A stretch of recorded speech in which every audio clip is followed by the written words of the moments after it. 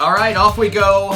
Once again, it's the Lounge with Elf and Willy, July 25. 25 is 2019. Yes. One day after Mark Elfenbein's birthday. Hi. So today we celebrate the man. Happy birthday. The legend. We're going to get into some stories today. Huh? Yes. 28th anniversary of turning 30. How was the birthday? Birthday was good. I had a lot of things. Got to see my brother, got to see my mom, did some things with the family. I'm taking off the rest of the week. Does your birthday overwhelm you? No. Because it a little bit, this year I turned 40. It kind of overwhelmed me a little bit, and it happened in the middle of the week. So sometimes, like, you'll have, like, the wanting to celebrate, the weekend before or, like, the weekend after. And so you have people like, yeah, well, I want to do something, celebrate with your birthday, and that's awesome. It's not a complaint in any way whatsoever. I love it, and I feel totally blessed and lucky to have his mate. But it was like, once it's done, I was like, okay, I'm a little over myself in my birthday. For me, I have a hard time on my days off. I'm not good at taking time off. I'm not good at it, and I'm not good at laying out at the beach and doing stuff like that. So I like to stay busy. But what was good about this birthday, story number one, is my lucky number. What do you think my lucky number is? Will Chambers is going to guess. If you had to guess, there's 9 million numbers. Yeah. What's my lucky number? Give me a second on it. There's 9 million. 9 million. There's 9 million. No, there's an infinite amount of numbers actually. But I just came up with 9. Right. It's a nice round number that you came up with. I'd have to. Is it Houston Astros affiliated? No. It's not sports affiliated. Most people hate this number. Oh, 13. 13. Your lucky number is 13? Lucky number 13, and that's why this year is going to be a huge year. Because you only have this a few times in your life. 13, I'm 58, 5 and 8. So I had it at 49. Okay. I'm going to have it at 58. I'm going to have it at 67, 76, 85, and 94. If I get to 103, that's a different story. Right. Okay? But why is 13 my lucky number? Yeah. Because nobody can understand why 13. For whatever reason, growing up when you first got your car, right? Yeah. And you go get gas, I would always make sure the numbers added up to 13. I don't care if gas was spilling all over the damn place. I needed to get to 13. The numbers had to add up to 13. That was it. So that was number one. Then I kept thinking to myself, why is 13 such a big deal? Well, then I started looking. I went, wait a minute. My birthday is July 24th. 7, 2, 4 is 13. 7 and 2 is 9. 4 is 13. So things are starting to line up for your life with 13. There's more. Mark Elfenbein is 13 letters. Whoa. I know. Hey. So why do I all of a sudden feel like I'm in an episode of Lost? So, as I was growing up, I'm like going, okay, there's got to be something to this. And when I bought my first house, I wanted lot 13. Of course you did. But they didn't have lot 13. I wanted 1300 blah, blah, blah drive. But I couldn't get it, so I had to get lot 13 with a different number. So I got lot 13. It worked out. So there's my 13 story. Happy. I thought you were going to tell me you lived on 13 Downing Street. No, well, I tried. Right down from the new PM, which would be interesting times. Ready for that? Okay, let's take one more step back. My first house I bought was a pre-owned little one-story, and my wife took us to 9 million houses. I mean, I was wiped out.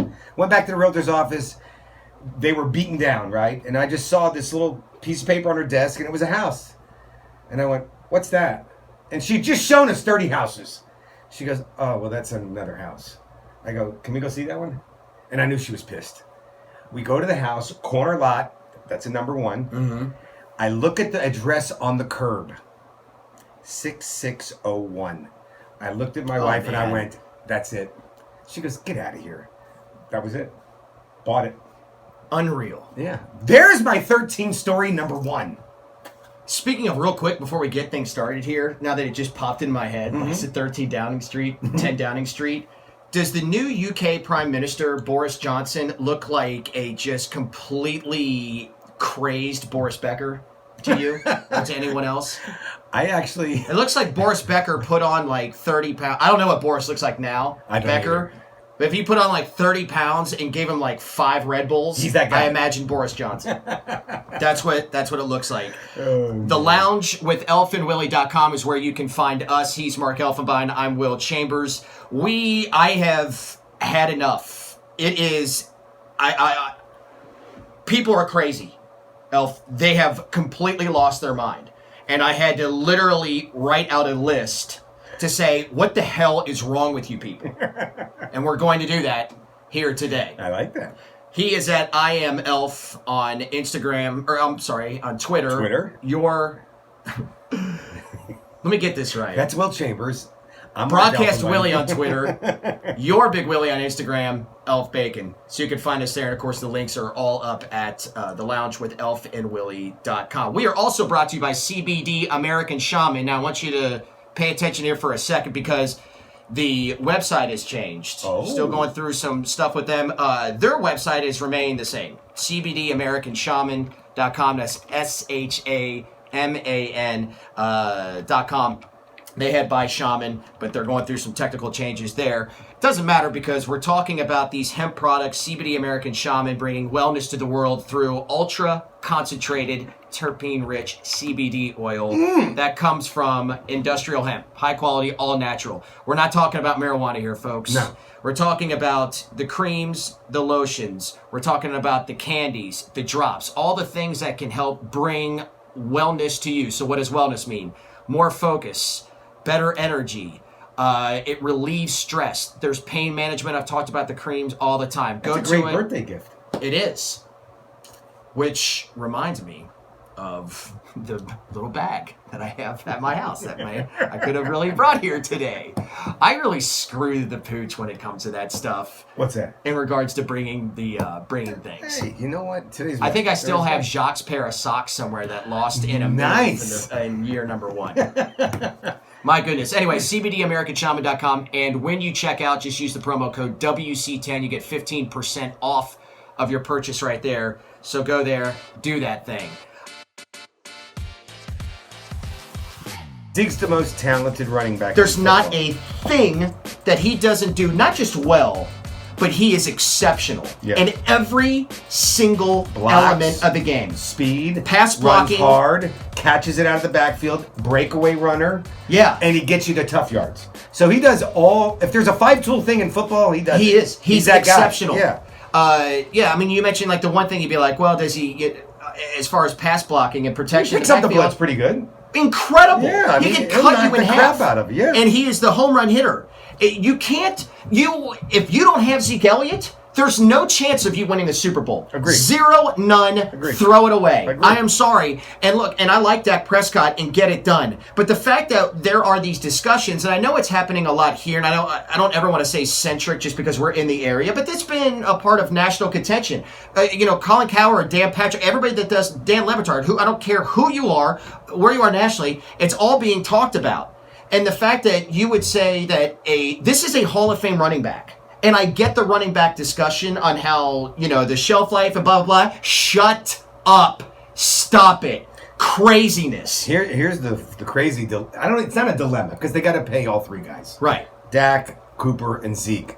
How much they pay him, how long they give him contracts for, not my business. Just get all 3 signed. But the mini dilemma, and I don't know if it's a dilemma, but this is what's going in their brain, especially Steven now. Jerry's like, oh, hell, just sign him. Let's go. Steven's like, hang on a minute, okay? I'm kind of doing a lot more here. Because of Zeke's constant off-field stuff, you can't help but go, he is the best. And back 10 years ago, 15 years ago, didn't matter what guys did. You could DWI, you could kill somebody, you could do drugs. As long as you scored 35 points a game, hit 50 home runs, and rushed for 1,500 yards, and threw for 40 touchdowns, we're bringing you back. Right. But I think images and sponsorships, now it starts to affect teams. They're like going, oh, you're going to have that guy? We're out. Oh, we're out. I don't think that's the case now with Zeke, but I think with Zeke, just that little thing that happened in Vegas, it's like, dude, schmuck, what are you doing? Yeah, well, stay home. Well, he acted like an asshole. Right. I mean, he is what he is. I mean, he bullied the guy. Yeah. I mean, he did something that, like, hey, I'm big, badass, star athlete. Don't you talk to me? And he just, I'm much bigger than you. Don't step to me. Liquid courage. Yeah. So he acted like an asshole. And there's this stuff from the background that I would agree with. But there is Zeke is a more unique person because he's not a Tyreek Hill. No. He's not really a bad guy. Like you see him, he's jovial, he's good with his teammates, and he really showed in the last year a lot of leadership within the team. He would do things that made you believe, okay, yeah, he's coming around, he's maturing, he's doing the right things, whatever it is. But the ironic thing about the thing in Vegas was the next morning he went to a camp for kids. Yeah. I'm like, you moron, what the hell are you doing? I know. But here's the thing. Here's the crazy part.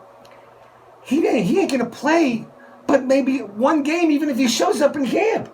You don't need him playing. No, he don't at all. You know what I mean? Look It's like every year, you show him Aaron in Donald. camp. Okay, go run a few sprints, lift a couple of weights. You're not playing in the game Saturday night, but we just want you here. I couldn't agree more. Okay, so if he doesn't show up to camp, whatever. I could care less. Right. You're absolutely right. It's all about just the signing. But that's all it is. And I agree with you. The Cowboys have to get it done because I'm telling you right now that this is he's one of the best players in professional football, and without him, you can't win a Super Bowl. If you have, and I like Dak, and I like a lot of the weapons that they have there, what they're doing, and we'll wait and see on the offense and the Kellen Moore and John Kitna and all that stuff. But the defense was great last year. I'm sorry, Zeke Elliott is the person that gets you to the Super Bowl and wins a Super Bowl. Without him, no way. You have the great player in Zeke Elliott that has the off-field stuff that drives you crazy and scares you. You have the really good player in Dak Prescott. Not great. Right. Really good player in Dak Prescott. That's perfect off the field and on the field. He's perfect. He's exactly what you want your whole model organization to be represented by. Yeah. And that's what they love. But you got to have both. For the Cowboys to win this, they actually have to have both. But I agree. I think Zeke is critical, but Dak, because of that, well, you're a numbers guy. I mean, who's got the best numbers besides him? Brady? But better than whom? Dak? In terms of just numbers, in terms of touchdowns, interceptions? Well, you can make arguments.